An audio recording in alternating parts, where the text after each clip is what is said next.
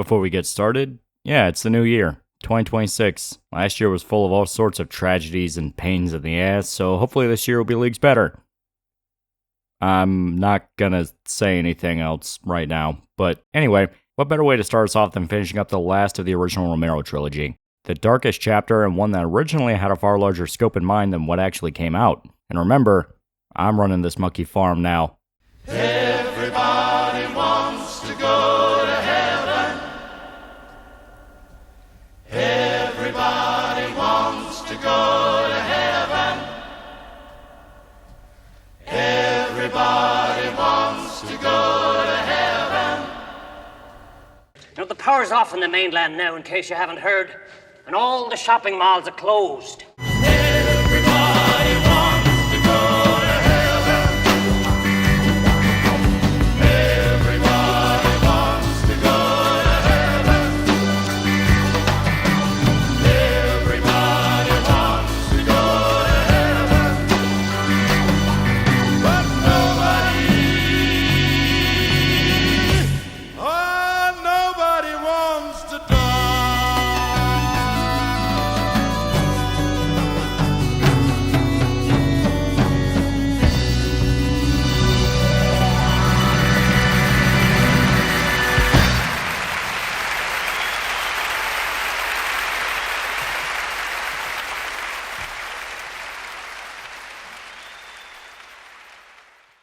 Day of the Dead. Yep, it's finally time to finish off the Romero trilogy. So the last two videos were dissecting the first few chapters of the classic zombie titles by the great George Romero, and you probably caught on to the theme by now. Each film shows the world in escalating states of the zombie outbreak. Night of the Living Dead was about the first wave, the initial panic, scramble for shelter and supplies, and people overnight being forced to go from wholesome townsfolk to violent killers. Dawn of the Dead was the war. Humanity was fighting the dead and society was slowly falling apart. People began to desert and day by day zombies took more ground. Well, Day of the Dead is the final chapter. I put that in quotes because at the time it came out, yeah, that's what it was. The last title to cap off the trilogy. It was Romero's big grand exit from the saga they cooked up. And he had some plans for this one. Very detailed plans.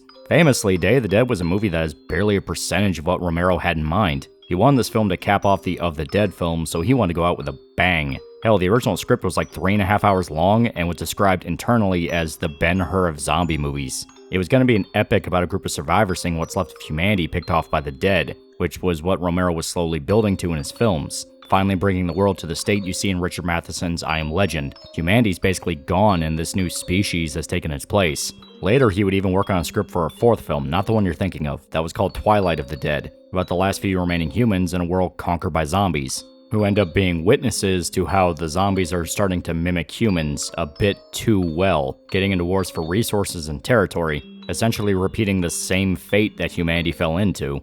Romero's ideas were ambitious, to say the absolute least, and it was something that ended up causing a tiny bit of a kerfuffle. You see, the MPAA were still a problem. This is an organization I talked about with Dawn that acted as the ratings board for films in America, and they loved to fuck with horror films in the 70s and the 80s. They were directly responsible for each of the Dead films coming out unrated, which limited commercial potential due to restricting theaters and advertising. Well, this is the exact same story for Day of the Dead. Smacked hard by the ratings board, giving George an ultimatum. Restrict the violence and gore down for an R rating, giving him the budget he would have wanted to make his epic, or take the hit and keep all the gore. And anyone who's seen the film can tell you which option he went with. Honestly, it was a really respectable move. George refused to budge on his creative freedom and made it work in spite of the setbacks. Now, of course, this did impact the film heavily. Instead of being a nation or even worldwide journey seeing the state of humanity that is now facing extinction, it's now a much more claustrophobic thriller, taking place in only a handful of locations, much like Night of the Living Dead, which started all of this. Hell, Day of the Dead has a lot of similar notes to Night in a way that I can kind of see why people didn't really like this movie at first, which is another aspect to bring up about Day. When this film came out, it received a very mixed reaction from both critics and fans. A lot of people didn't like the new setting, which is now an underground military bunker. They didn't like the characters, the lack of out there music like Goblin, and most of all the tone. Day is easily the darkest film in the trilogy, and not just because of the violence. Every aspect of Day is incredibly grim. From the dialogue, the main story, the characters, everything about Day has a good sense of dread. There's never a single moment where the characters ever feel safe. And the classic Romero misanthropy is all over the place. But enough being around the bush, let's get into it. Day of the Dead came out in 1985, once again directed by George Romero, starring Laurie Cardille, Terry Alexander, Joe Pilato, Jarlath Conroy, and Richard Liberty. The story follows what's left of a top-secret military facility that's dealing with dwindling numbers and a growing realization that they have no real solution to the zombies. It's been an undisclosed amount of time since the original outbreak, and the world's completely gone. There's even implications that these might be the last few remaining humans left on the planet. The military team is under orders to protect the science team as they research the contagion, and the desperate hope to find any answer that could help. But everyone is slowly falling into insanity, violence, and despair, with a tyrannical Captain Rhodes ruling what's left with an iron fist. Day of the Dead is easily the most outwardly hateful of the trilogy. Night and Dawn had their moments, but it was used very objectively. They would just show the worst of human behavior point blank as a way of telling the audience how the dead could overwhelm mankind. Day of the Dead is all about being misanthropic, how even the last vestiges of humanity could be consumed by the darker instincts and become parodies of themselves. It's a film that does what it can to make you not like the characters. They can be loud, obnoxious, and do whatever they can to act like savages in a situation where it's the worst possible option. That's not to say the characters are bad, in fact the cast here is very solid. Everyone remembers Joe Pilato as Captain Rhodes, to the point that a lot of people might not even remember that he was in Dawn of the Dead. He was one of the cops that tried to desert when they were at the airfield. One of the guys that tried to steal the boat. Yeah, he was in that movie too, but everyone loves him as Rhodes, a villain so good that scores of zombie movies have tried to chase the same idea. The hard-ass military commander that isn't scared to open fire on civilian and zombie alike. But the point of the film is that humanity's long lost the fight against the dead. Our ability to think and be objected has faded, and all that's left are the baser instincts, reacting instead of planning, and the few characters that can think aren't spared from this either. Sarah is the protagonist, played by Laurie Cardille. She's meant to be the voice of reason for the group, trying to keep the group together as the situation escalates and people are at each other's throats. And even then, she has moments of frustration that shows she's not too far from her breaking point either. Really, the only characters that are doing fine are the ones that can see the big picture, and they're only fine in the sense that they've accepted their fates. Flyboy and his buddy Bill, played by Terry Alexander and Jarlath Conroy, have long since given up taking the mission seriously, openly discussing just taking the helicopter and flying off to a deserted island to just get away from the dead. The idea of saving humanity is basically a joke to them. It's already gone. The best you can do is live your own life as long as you can before something guts you in your sleep, whether that be what's left of humanity or the zombies. But the creepiest case of a character doing alright is Dr. Logan, played by Richard Liberty, the head scientist of the operation. He's a mentally unstable researcher that spends ungodly amounts of time in his personal laboratory, tearing apart zombie test subjects that he has the military capture for him. He's so dedicated to his work, you can immediately see something's wrong with the guy. Always walking around smeared in blood, wide-eyed and manic looking. The guy just seems off his rocker. He's so creepy, even the zombies are afraid of him, and that's not a joke. It's an actual plot point that the dead are becoming more aware and are slowly starting to think, and they know being taken away to Logan's lab is a very bad thing for them. Scared.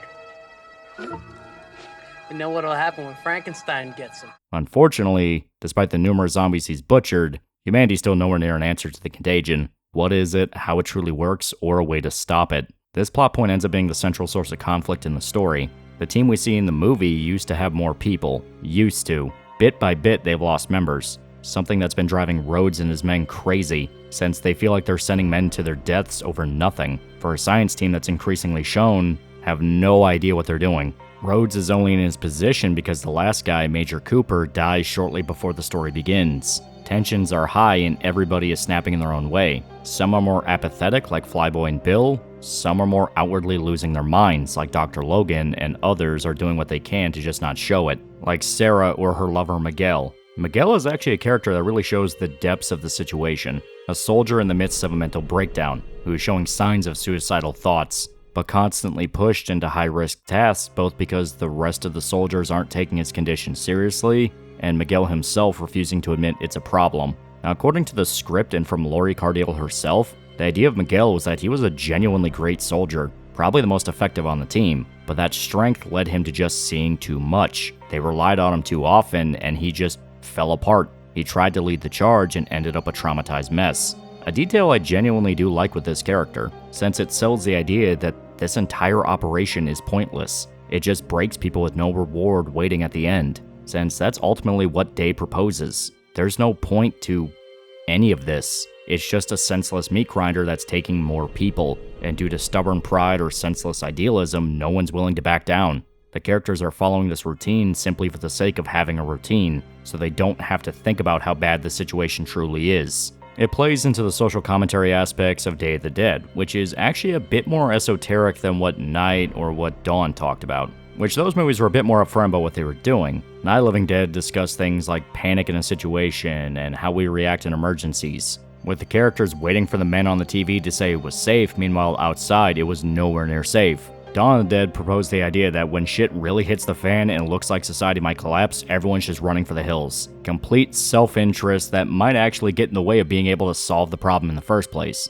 And Day of the Dead discusses the idea of authority and would it even really matter in a situation as bad as this. The scientists who are actually supposed to be in charge of the operation are at the complete mercy of the military, and Rhodes is barely able to hang on to authority simply by being a fucking tyrant. Flyboy and Bill are basically just hanging out there and openly discuss how they don't really care. They're just keeping their heads down till there's a good chance to run. There's no authority here, there is no leader, it's just anarchy. But an unspoken anarchy no one wants to admit to, because the minute someone tells the Emperor he has no clothes on, the whole gig is up. Everyone's screwed. Now, to go any further involves spoilers, but we'll hold off on that for now. Instead, let's talk about some of the technical aspects to Day of the Dead, because this movie is as famous for its technicals as it is for story and characters. For one, the look of the film is fantastic. Yeah, it's not as atmospheric as Night or has that out there color palette like Dawn, instead leaning on a far grungier and dirtier vibe.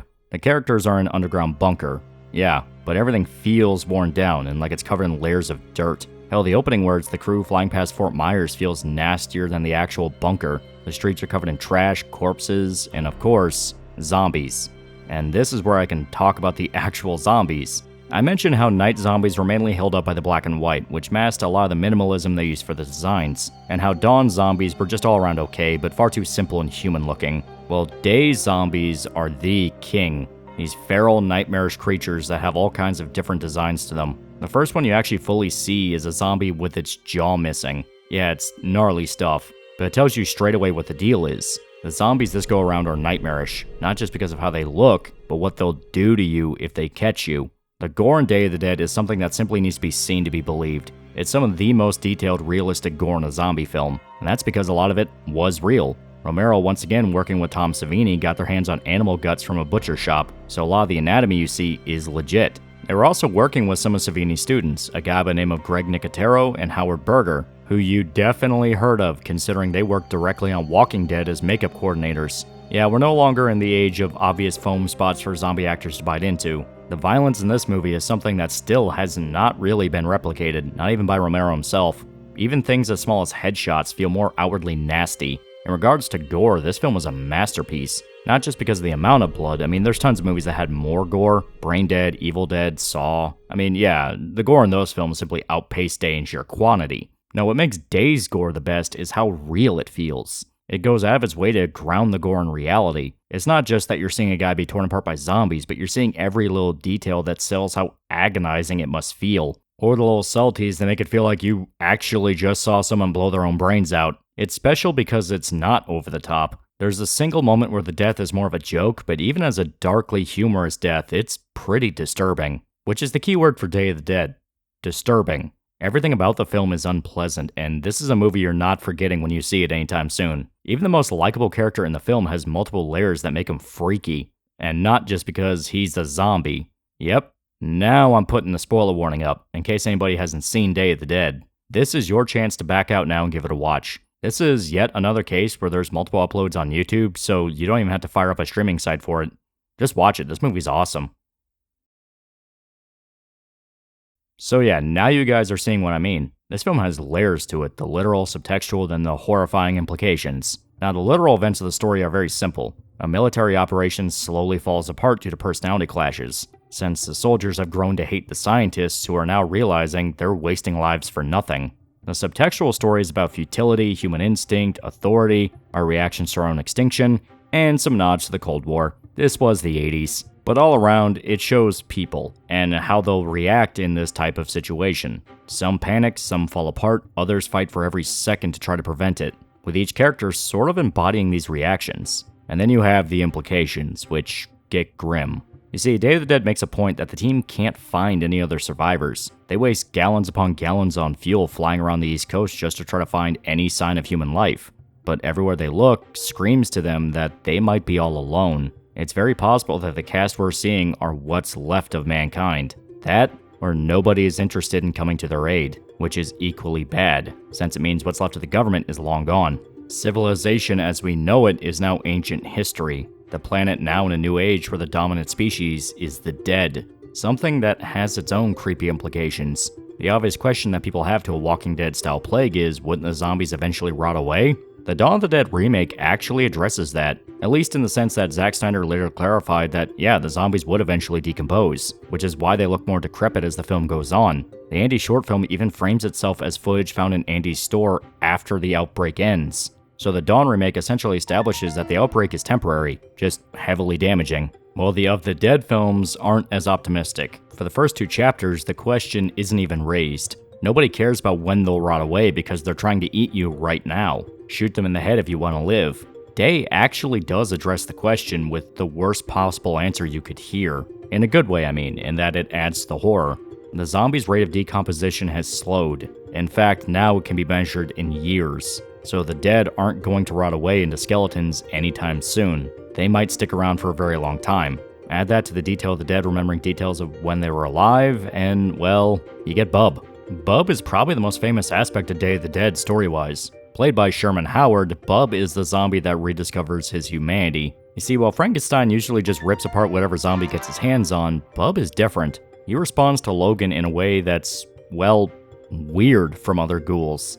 He's actually capable of listening to Logan, not just trying to eat him. In fact, at times, he shows zero interest in trying to kill Logan. Now, the obvious comparison the movie's going for is Frankenstein and his monster. How Logan's nickname in the bunker is literally Frankenstein. Bub is the creature that he sees as his son, treating Bub like a prized pupil and doing what he can to show that the dead are capable of learning, maybe even learning not to eat humans.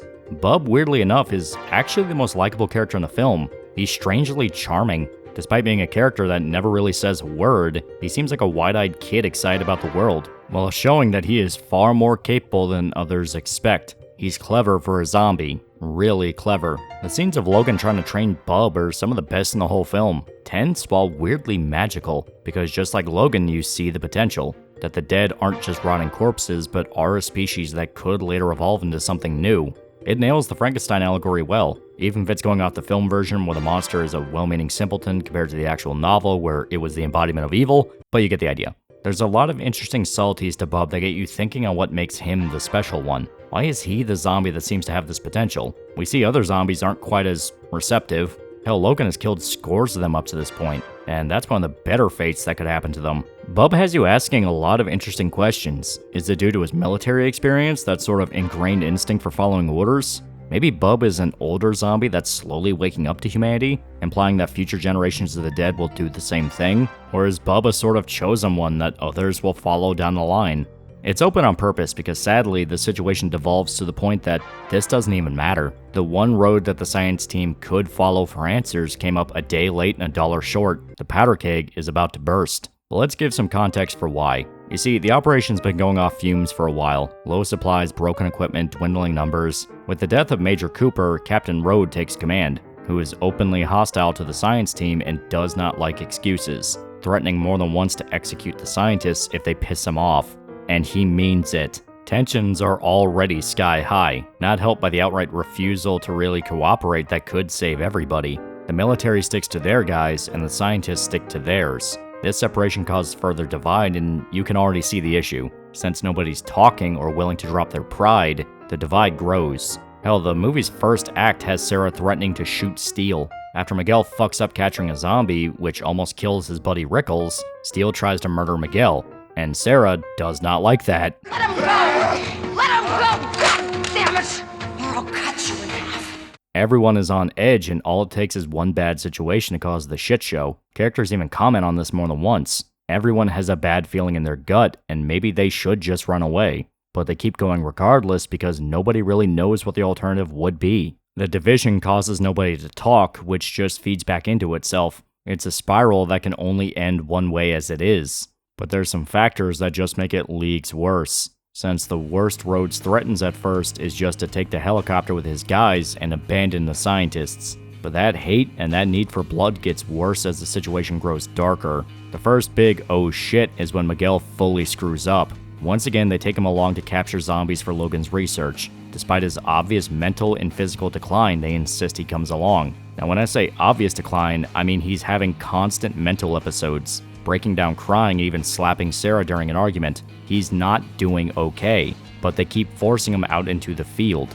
This causes the inevitable. Miguel loses his hold on a zombie and it causes a chain reaction, with 2 members of the team now dead, one being bitten and put down by steel, and the other one shot to pieces in the chaos, with Miguel himself bitten on the arm.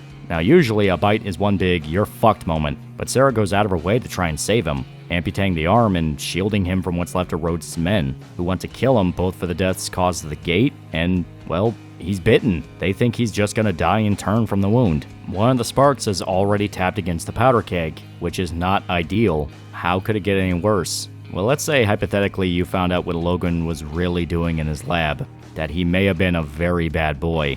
Yeah, the next revelation is what makes it go from tense to full-blown war. Logan wasn't teaching Bub how to be civilized just because it kept him from eating them. Logan was preparing a successor. He has completely lost his mind, made clear when Sarah and Bill go to his lab when Frankenstein isn't there, finding his research recordings that are just Logan psychotically ranting to himself as he chops zombies to pieces. Bastard. Be civilized. Be civilized. He was never finding an answer to infection. He was finding a way to make zombies the new humans. Logan was already consumed with insanity and convinced humanity was over, so the best he could do was prepare the zombies to continue the legacy of what came before them. There's even some subtle lines that alluded to this. How are we going to set an example for them if we behave barbarically ourselves? So that's already bad. Finding out Logan wasn't even working on the objective in the first place, the one thing that kept the military from shooting them all and running for the hills. Well, how about what Logan was doing to the dead bodies of the soldiers? You already saw one of the corpses Logan experiments on at the beginning of the movie, Major Cooper, who he disfigures to prevent being recognized by Rhodes or his guys. But he's not the only one. Even taking the corpses of the 2 men who just died and using them as well. Logan has completely lost his mind and now sees both the dead and the remaining humans as meat, just fodder for research. Even if he talks with Sarah like a friend, you now realize he wouldn't hesitate to use her corpse for the grinder the minute she died. So that's already bad enough. Could it get any worse? Yeah, it can.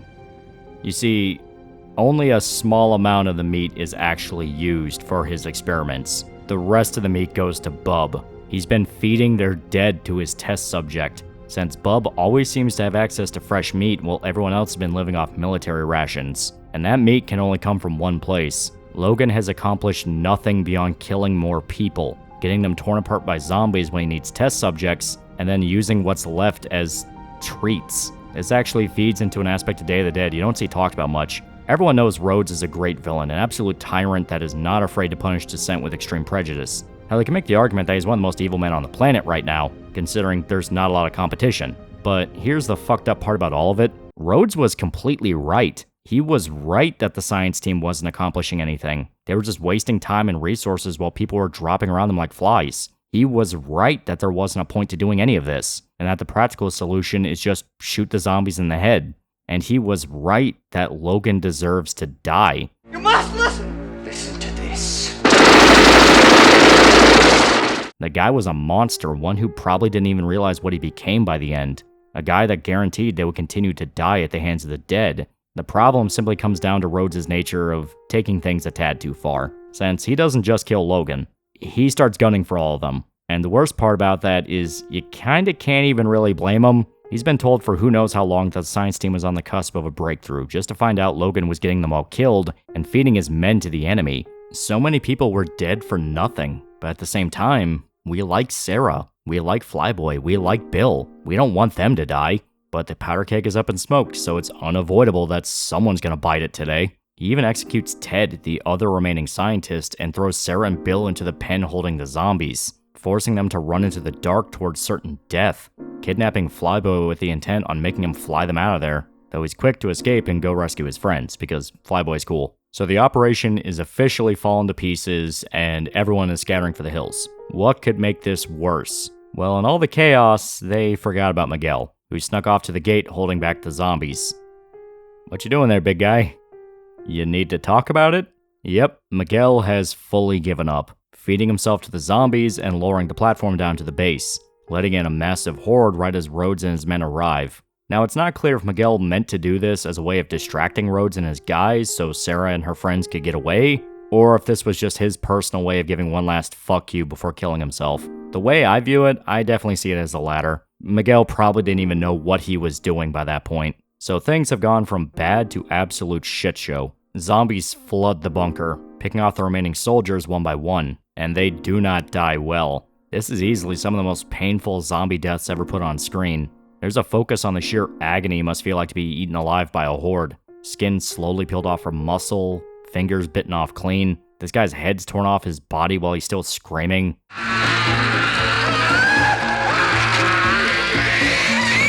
It's gnarly shit, and weirdly satisfying. The soldiers were escalating things the whole movie and acting like monsters, and now they're face to face with the enemy that they kinda forgot didn't discriminate. It's karmic in a lot of ways. Even Bub gets a shot at revenge, because he escapes, and he finds Logan dead, enraged at the death of his friend and knowing Rhodes was responsible. So he picks up a gun and wanders the base looking for him. Rhodes, by the way, despite all of his bluster about his men and how he only cares about his men and fuck the scientists, his men are important, completely abandons his guys the minute shit hit the fan, riding off and leaving them to the horde to fend for themselves. He's trying to make a run for it, but yeah, he accidentally runs straight into Bub, who takes his time with him, shooting him more than once and following Rhodes as he bleeds down the hall. Rhodes then opens a door revealing a horde, and the rest is history. Yep, the absolutely iconic Rhodes death, where he is torn apart by zombies.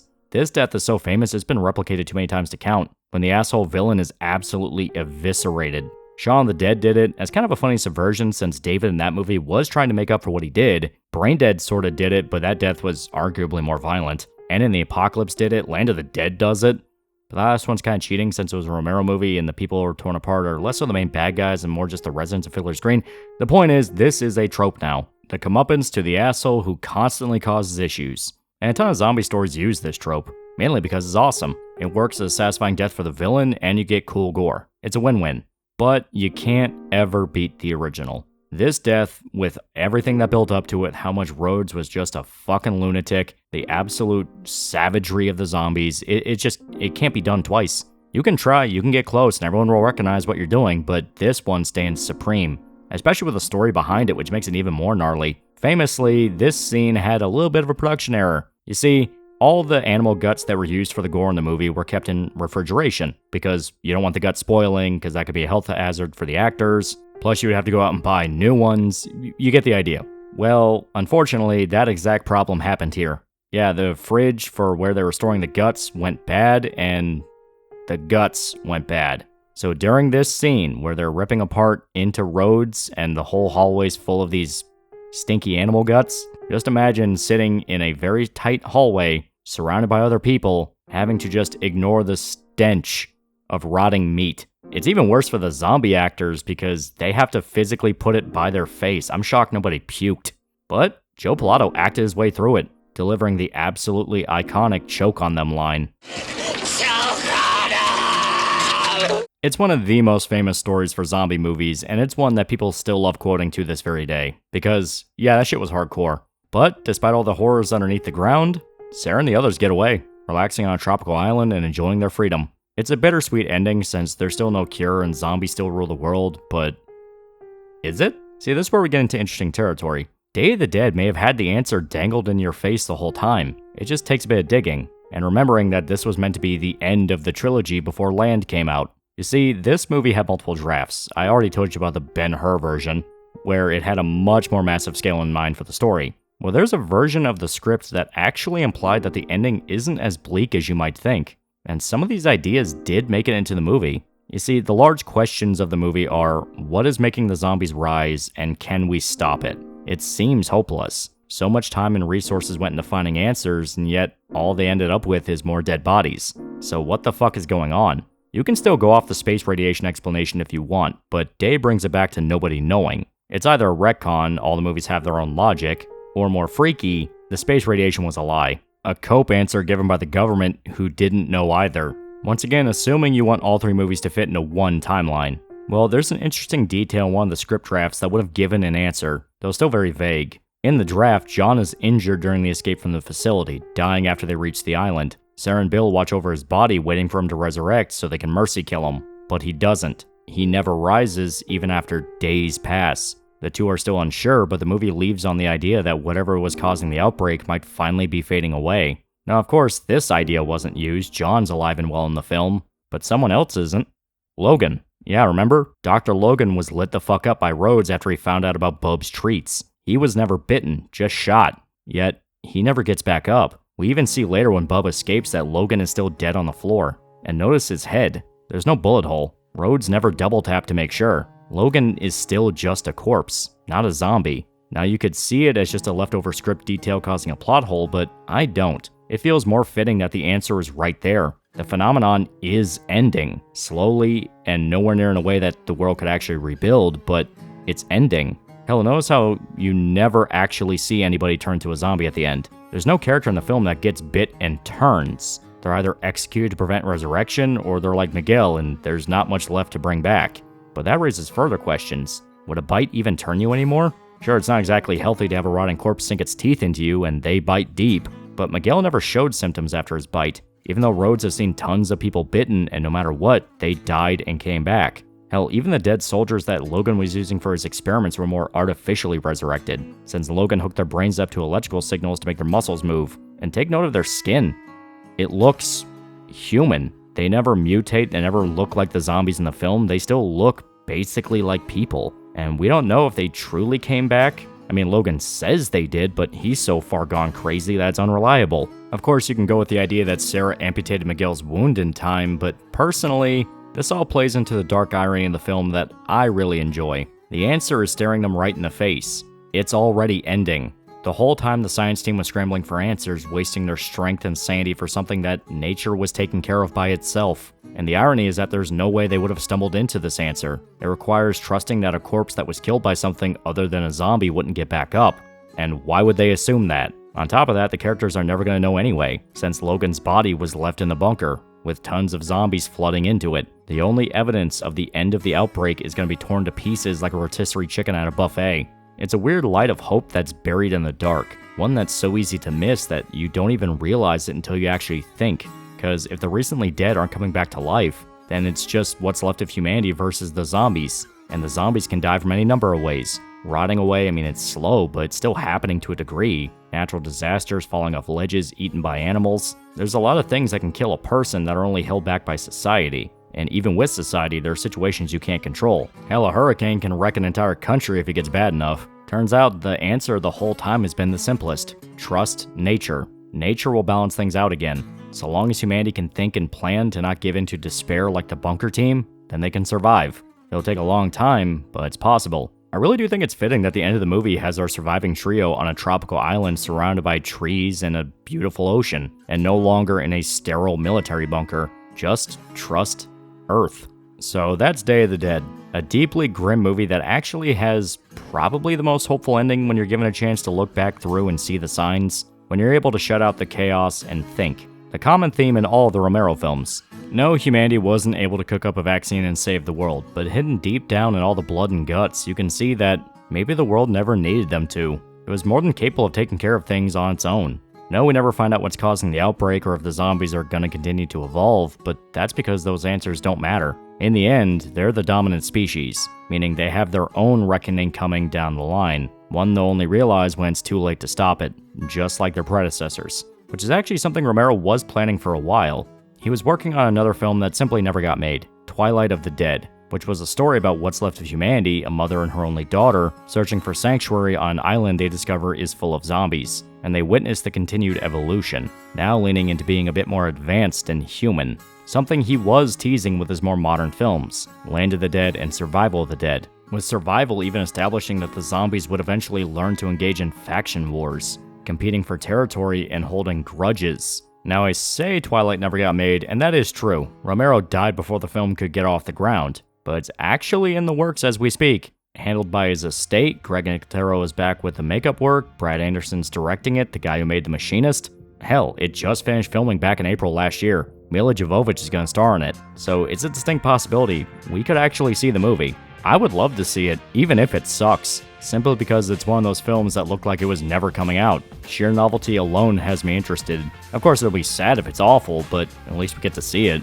I'm curious about how much of the DNA from the other films are going to leak into this one. It easily sounds like the most bleak of the entire lineup for the Romero zombie films, basically seeing the end of humanity and the zombies following the same road that killed us. But that could be interesting in itself. The zombies for so long have been this mindless horde that never competed, never fought against each other, and now you might get a movie where they do exactly that, dividing and becoming the same tribalistic animal that humanity did. 28 years later teased a similar idea with the infected in that, devolving to essentially packs of animals that took territory and marked it as theirs. It could be an interesting way of handling the zombie concept. Yeah, the zombies are becoming more human, but that might not exactly be a good thing for them. But it's a big wait and see. We won't know until the movie's out, and if it sucks, well, it should be at the very least funny to laugh at. And this is a good segue into our next subject, the remake. Yep, Day of the Dead wasn't immune from the remake trend that the other of the Dead films got, but this one's a different story from the other two. Night of the Living Dead's remake is a legitimate gem that is underrated. Dawn of the Dead's remake is a drunk fun action movie that knows what it is and only has some flaws that'll make your eyes roll. Day of the Dead's remake? Dear God, this movie is astonishingly bad, like actually baffling. But it's also one of the greatest movies I've ever seen. This is an incredible time. One of the best so bad's good movies around. There's so many details that'll have you laugh your ass off, but let's give some context. The Day of the Dead remake came out in 2008, not too long after the Dawn of the Dead one and the return of Romero with Land of the Dead.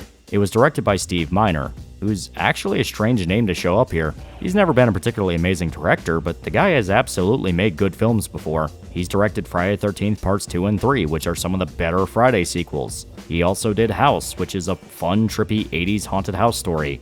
He even did Lake Placid, which, yeah, was basically Jaws with an alligator, but not a bad ripoff movie. It's one that's actually fun on its own terms and has memorable aspects to it. And if this still all sounds like mid-shit, the dude also did Halloween H2O, one of the best Halloween sequels, which isn't even that low of a bar to make with that franchise. He's not some incompetent stooge, he's got talent, but he's a hit-and-miss kind of guy. He can make a legitimate cult classic one day, and then the next make one of the worst movies ever made. And Day of the Dead was 1000% the latter. The cast is made up of a mixture of nobodies and names that you're gonna double take at. For example, you have Ving Rhames as Captain Rhodes. Okay, that's fine, he was in Dawn of the Dead remake. Nick Cannon as Private Salazar. Yeah, Nick Cannon. And Stark Sands as Private Crane. The last one may not sound familiar, but that's Fick from Generation Kill. That's not a joke. He was also in Flags of Our Fathers as Walter if you never saw Generation Kill, but point is, that's that guy. What the fuck are you guys doing here? I mean, I guess they're fans of Romero and didn't realize what they were signing up for. I mean, yeah, Ving Rhames is in the Dawn remake, but this ain't that. And yeah, you heard that right. Nick Cannon was in Day of the Dead. The fuck is this movie? Well, this is a completely different beast from the 80s one. The original film is a slow-paced thriller that focused on growing tensions in this underground bunker. The apocalypse was years into the party, and we're following what actually might be all that's left of mankind. A large part of the dread was having zero answers and finding out that maybe that's the best-case scenario. People are picked off quickly, and all around you get the vibe of you're all alone. Remake Day doesn't do that. We're right back at ground zero, right before the outbreak begins. Hell, it's such a radical departure that the film opens up on the classic trope of horny teenagers trying to bang in the most life-threatening of settings. An abandoned military facility. Why? No clue, but it's probably because this is a horror movie and you need jump scares. Dungeon Master. Also, if you're scratching your head at why a movie that takes place in America looks like Eastern Europe, that's because it does. The film was shot in Bulgaria, so despite taking place in America with an American cast and based on an American movie, it was shot in Eastern Europe. That's funny. Anyway, the differences between the original and the remake are stark. The original took its time to sell you on how bad the situation is. Cities are completely abandoned, filled with the dead. Everyone remembers when the moans of the zombies start to overpower the loudspeaker and the helicopter engines. The characters are tired, arguing, and threaten to kill each other from the get-go. It works to sell you on the situation, the characters, and the tone. Remake Day wastes a lot of time on nothing. It acts like it's setting up characters, but a lot of what it brings up is completely pointless once the zombies show up. The only plot threads that really matter are the infection going around town, Sarah's tense relationship with her little brother, and the fact that Bud is a vegetarian. That's not a joke, it's an actual plot point. Another stark contrast from the original is the visual style. The original was very dry and objective with what it showed. The stark gray and white contrasted the dirty characters and the gore. showing all the professionalism of the bunker meant nothing in the face of brutal reality. Remake Day is a schizophrenic art style to it, going from these MTV-style transitions every 5 minutes to just kind of giving up on those after a point. The color scheme is also very yellow, reminding me of how Punisher Warzone or AVP Requiem looked, trying to look nasty and emphasize the blood and gore. And the special effects are fine when it goes for the throat on Gore. Yeah, that is actually not too bad. A lot of the focus was clearly put into making insides become outsides. I mean, it's nowhere near as gnarly or real as Day of the Dead original Gore, which is some of the best ever put on screen, but it does its job for the most part. This is a decent splatter movie once the splattering actually starts, but everything else blows several loads of ass. The script is awful, the characters are whiny and contradictory, the story is bare bones as it gets, and it takes its time to just show us the damn zombies already. It takes like a full 30 minutes to get to the outbreak, even though we see it coming from a mile away. This is Day of the Dead, we know it's about zombies. Remake Dawn took a bit to get to the zombies, sure, but it was maybe 10 minutes, 15 at best. And this is a weird complaint because I'm usually pretty patient with movies. I like my slow burns. Shaun of the Dead took an entire third of the movie to get to the outbreak, and that's one of the most beloved zombie films out there. Train to Busan constantly cock-teases the audience before shit hits the fan. What makes Day so painful? Bad writing. Literally all it comes down to. You're following characters you don't care about that are saying things that are annoying to hear, and you're waiting for the main gimmick of the movie to just show up already. If you have a good cast of characters that are able to win the audience over, they can wait for a long time before dropping the hammer. But the Day of the Dead characters are so dry and not charming you feel every second. Sarah is no longer a scientist working on a cure to the infection, she's now some former Green Beret, despite being like 5'4" and looking like a twig. Look, I don't need her to be She-Hulk. Okay, it would have been preferred, but it's not necessary. The point is, if you want this chick to be some ultra badass, why not use an actress that could look the part? I could buy Sarah in the original being badass because she wasn't trying to look pretty. She was an exhausted scientist with a short trigger, unafraid to even shit-talk Rhodes to his face. Yes, sir. Fuck you, sir. Not even saying Mena Suvari was awful as Sarah, she did fine?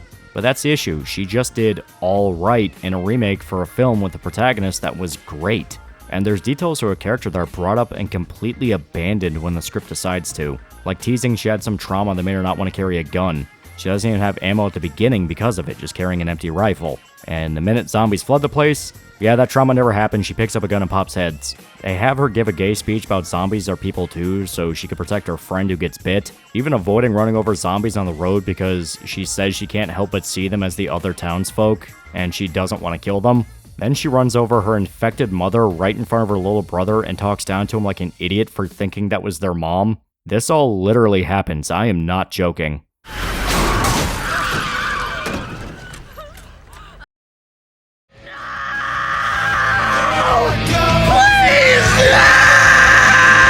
You have the characters talking like they're super suspicious of Dr. Logan, who's been rebooted to be younger and sleazier. And I mean, having characters pick up that he's hiding something isn't a bad idea, but they're suspicious of Logan for basically no reason in the beginning. All they know about the guy is that he's a doctor at the hospital researching the contagion, which there's a lot of those doing that. Having people immediately go, "I don't fucking trust you," is dumb because he hasn't done anything yet.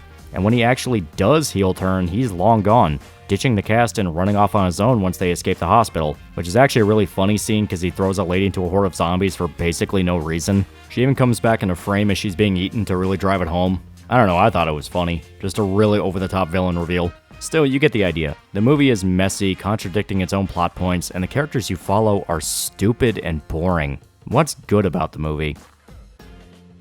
Well, it's really funny. Completely unintentionally, but there's so many moments that are so over-the-top dumb that it's a thing of beauty. I already talked about how this version of Sarah forgets her own character traits when the plot says so, but it applies to more than a few other elements, like the zombies themselves. The zombies in Day of the Dead have been rebooted to be more like the Dawn remake ones. Still undead, still need a headshot to kill, but they're fast. And they do some wacky shit in this movie. Some in the hospital do these funny leaps up to the ceiling that look awful.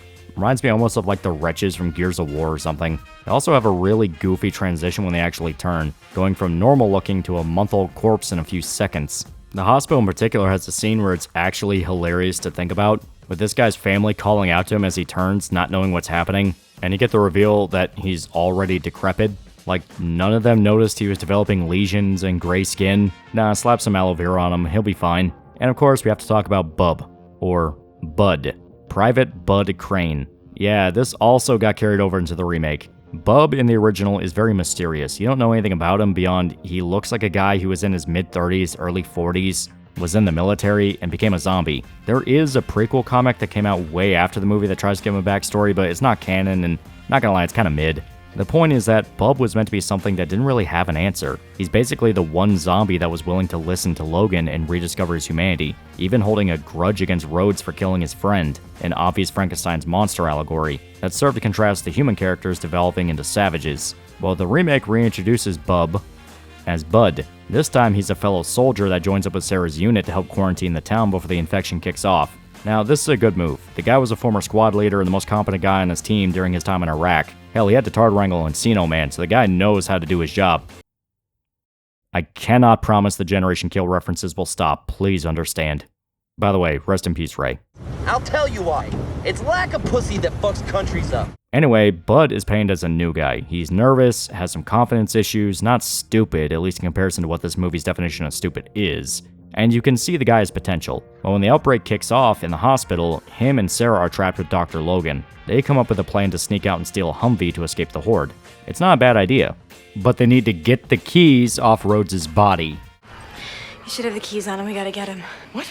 For those that don't know, Humvees don't use keys. Like, very specific models might, but general use Humvees by the military have a push start. It's a literal button. Because in a situation where you have to get up and go, you don't want to run into an issue where you need keys that you don't have. Basically, this exact problem in the movie is why they don't use keys. Still, whatever, it's a movie, we can hand wave it for now. Well, it turns out Captain Rhodes has the keys on him. And he also dies way earlier in this movie than in the original. It's more of a cameo than anything. Basically going down in the first wave when the hospital patients all turn and go on a rampage. He's fucked up too, mutilated heavily and basically held together with spit and tape. He reanimates and chases the group as they try to sneak through the vents, and Bud ends up bitten. Sarah tries to save him by throwing bleach on the wound.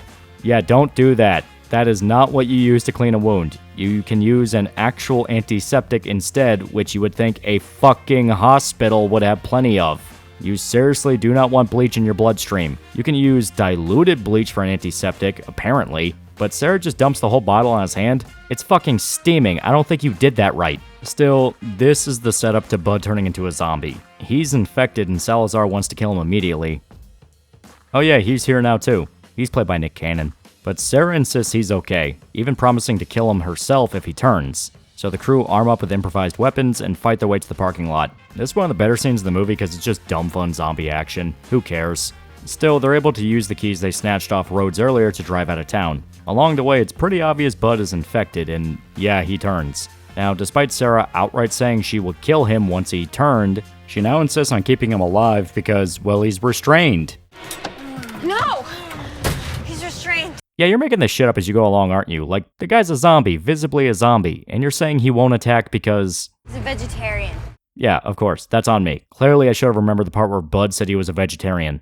Are you seeing what I mean by this movie's astonishingly dumb? And this is all just the Sarah stuff. I haven't even mentioned her brother and his shenanigans, because yeah, he ends up having his own journey of retardation. You see, Sarah and her brother are estranged. She went off to join the military, which he's pissed about because he saw it as basically her abandoning the family. He's also a dipshit teenager that flagrantly disregards responsibilities because dipshit teenager. Well, his side of the story is that him and his girlfriend went to the local makeout point with their friends. Obviously evil Science Facility Hill. While there, their friends develop weird nosebleeds and the orgy at obviously evil Science Facility Hill is called off, so they go home. His friend's girlfriend is actually the cold open kill of the movie, mauled by a zombie in the woods and subsequently forgotten. His buddy later dies of the infection and reanimates, killing his parents and running off into the night as part of the larger horde. Sarah and Sarah's brother end up at the hospital as their mother develops the infection, which they don't realize at the time is what turns people into zombies. When the chaos kicks off, Sarah's brother runs off with his girlfriend, Sarah's brother's girlfriend, into town, seeing the worst of the shit. Which is actually, once again, the best part of the movie. All the actual zombie chaos is fun. That's the best parts. They end up at a local radio station along with some other survivors, and it turns into a weird The Thing segment where they try to figure out who's hiding their infection. Sarah's brother and Sarah's brother's girlfriend go full psycho with it too, holding knives on everybody. And the answer to who was infected? Everybody. Yeah, they were all infected except Sarah's brother and Sarah's brother's girlfriend. So that simplifies things. Honestly, this scene just reminds me of the taxi scene in I Am a Hero, where Suzuki realizes everyone in the car is bitten except for him, but nowhere near as funny or tense. But yeah, then Sarah runs over their mom to go rescue Sarah's brother. I will never not love this part. Still, now the remaining survivors are all united, and they all have to pull strings on who has to sit next to Bud. I do not think this is a very safe car. I don't feel safe in here. It especially doesn't help that Salazar keeps provoking Bud. Like, he could just kill everybody in this car. Are you stupid? Are you an idiot, multiple Nickelodeon award winner actor Nick Cannon? Still, the crew goes to the checkpoint set up from the beginning of the film to get guns. Sarah's trauma is now in the same territory as her mom, as in, you're dumb for thinking that was important. Here's her mom getting hit by the Humvee again. Fuck you! Ha. You killed your mom. Anyway, they all end up at obviously evil Science Facility Hill, which it turns out, yeah, it was obviously evil, it was obviously a science facility, and it was kind of on a hill. It was a research facility where scientists were working on a bioweapon. It was meant to be a virus that would shut down the nervous system of enemy combatants, but it mutated and became a zombie virus. And it escaped containment, contaminating the region. And yeah, Dr. Logan knew, which I mean, fine, sure, whatever. Still, the head scientist retained a bit of his humanity enough to become an intelligent zombie, able to ambush and plan, and he rips apart Dr. Logan. I don't think Bud cares this time around. Hell, they show that Bud's tie to humanity is actually Sarah. Yeah, he liked her as a human and still has those feelings as a zombie. Honestly, dude, knowing white women, and especially this one being a Green Beret, you are in danger here, Monster Man. You're gonna be strapped to a bed for weeks. Then zombies rush into the facility and you have the ending. The team splits up for some reason. I'm not kidding, I still don't know why they split up, even though they're going to the same place. They split up for some reason to get to the other end of the facility, and this actually gets Nick Cannon killed. Whatever, this isn't important. What is important is that they plan to lead the zombies to a choke point and use fuel canisters as makeshift flamethrowers, cooking the horde. The super zombie holds Sarah hostage and Bud shoots him to save her, resulting in him getting killed in retaliation. But the plan works. The zombies all burn, and it's a happy ending. I know it sounds like I rushed through some things, but I really didn't. Whole ending is just jumping from plot point to plot point. Like, Sarah's brother forgives her for everything, despite her killing their mom, and helps the group with the flamethrower plan. Sarah's brother's girlfriend is also there, and she almost dies, but no, she's fine. Salazar dies. Bud dies. Dr. Logan died. I'm pretty sure Nick Cannon died. And then Bud died. Yeah, it's a lot of things happened. And yeah, obviously the ending is a fake out with the zombie running at the screen to smash into the credits. That's the Day of the Dead remake. It is really bad, but an amazing time to watch ironically. It's so goofy and half-baked that it's incredible to watch as this is how you don't make a zombie movie. The worst part is that there is buried potential here. The gore is fun. The best scenes with the zombies running around causing hell on earth. Clearly there was some talent put into this, but it's so misguided and off-tempo that's genuinely fascinating more than anything. If you're looking for a good zombie movie, watch anything else. The guy who made Train to Busan's making a new zombie thing. It's called Colony, just wait for that. Or watch the original of the Dead trilogy. Anything else. But if you're looking for something to scratch that itch for cheap and awful Sci-Fi Channel movies, this is your jam. It's got all the ingredients you love. Bad acting, nonsensical story, terrible CGI effects, and scenes where you'll have years-long debates on whether or not it was meant to be taken seriously. Now, of course, there is one more Day of the Dead remake. Day of the Dead Bloodlines. It's a beat-for-beat remake of the original with all the exact same problems of the 2008 movie, but none of the dumb, funny parts to it. It's insanely boring, and it couldn't even be so bad it's good. It's just bad. So that's Day of the Dead, an amazing original film with a genuinely haunting story, with a lot of layers to how it discusses human nature, inevitability, and how our species will never change its baser instincts, even in the face of Armageddon. I will forever love Day of the Dead. It's my personal favorite of the trilogy, and I will recommend it until my dying breath. It's just fucking good. The remake is great for a party. Flip on a really dumb movie and enjoy sheer schlock. And Bloodlines was so bad that I will create the Ministry of Truth to erase all evidence of its existence from history. You get the point, just watch the original. It's the easiest to find and the only one worth a damn. Watch it. Watch some documentaries about Romero and Savini's lives as well. Watch the last drive-in episodes about Night of the Living Dead and Day of the Dead. Learn more about these movies, they are fantastic, and they really show what a creator can do if they're driven enough. Going from shooting cheap commercials in Pittsburgh and Mr. Rogers shorts to defining an entire genre, being one of the names for films. Not just horror, but film at large. This journey has been fun as hell, going through the original trilogy. But we have to call it here. There's obviously other Romero zombie films out there. We haven't even touched the Neo-Romero trilogy, but that shall wait for now. There's other movies that need some attention. But don't think we're dropping the Dead theme just yet. The next movie still very much follows that through line of the dead coming back to life. Next video is coming, so remember to fire it up. And do you know what else you should be fired up for? Gamer subs, use code TALL at checkout. Use code TALL. It's a new year, new gamer subs. Enjoy the new year. New year gamer subs. Got deals, got cup designs, gonna be great. It's gonna be great. Great new year. Use the code. Use the code. Use the code or Bub is feeding tonight. Use the code. That's all I gotta say about the Romero trilogy. It's been an amazing time. I genuinely love these movies, and Romero is actually one of my favorite directors. The guy was just damn good at what he did. It's crazy to think about how ahead of his time he really was, and then realizing he was the one that made that time in the first place. The dude was a legend. It was a tragedy when he left. But hey, his daughter's apparently making movies. Let's see what she's doing. I know, such injustice, right? Yeah, no, I'm sticking with George. Anyway, see you guys. Hey, loser. Do you want a shirt? Do you want a t-shirt? I have shirts now. Look in the description for a link to a t-shirt you can buy. If you don't buy the t-shirt, I'll kill your family. If you don't buy the t-shirt, I'll poison your dog. If you don't buy the t-shirt, you're going to be the only person in town that does not have a t-shirt. Everyone's going to look at you funny. There's going to be social consequences to not having one of these t-shirts. I'm now making express threats of violence against you if you do not buy my t-shirt. I will call the police, tell them how you're not buying my shirt. They're gonna plant crack in your house, and they're gonna arrest you and then beat you up in a jail cell. Buy my shirt.